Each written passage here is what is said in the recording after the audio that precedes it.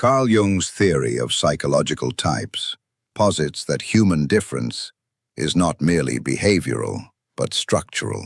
Beyond environmental influence or personal history, individuals operate according to a persistent internal map, a psychological architecture that dictates how energy is sourced and how reality is processed. 1. The energetic orientation.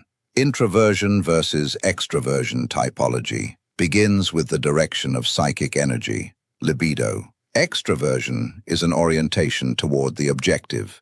Energy flows toward external objects and events, finding replenishment in stimulation. Introversion is an orientation toward the subjective. Energy recedes toward internal reflection, where external stimuli often act as an interference to cognitive processing. These are not traits, but fundamental biological and psychological engines. 2. The functional matrix. The psyche navigates reality through 4 distinct functions, divided into 2 axes: perception, information intake, sensation. Priority is given to concrete, tangible data and immediate empirical reality.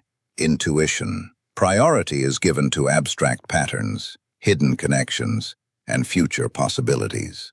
Judgment. Decision-making, thinking, evaluation based on impersonal logic, objective consistency, and structural efficiency. Feeling. Evaluation based on subjective values, social impact, and human significance. 3. Dominance and the inferior function.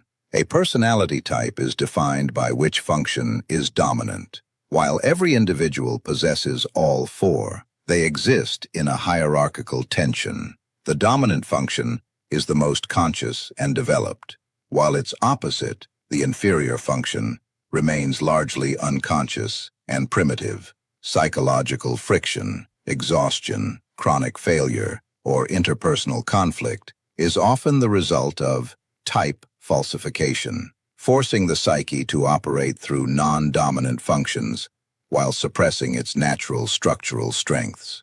4. Conclusion. From type to individuation. Typology is not a diagnostic label, but a developmental framework. The goal of the individual is not to remain tethered to their dominant type, but to achieve individuation, the conscious integration of the subordinate and inferior functions. Understanding one's type is the prerequisite for moving beyond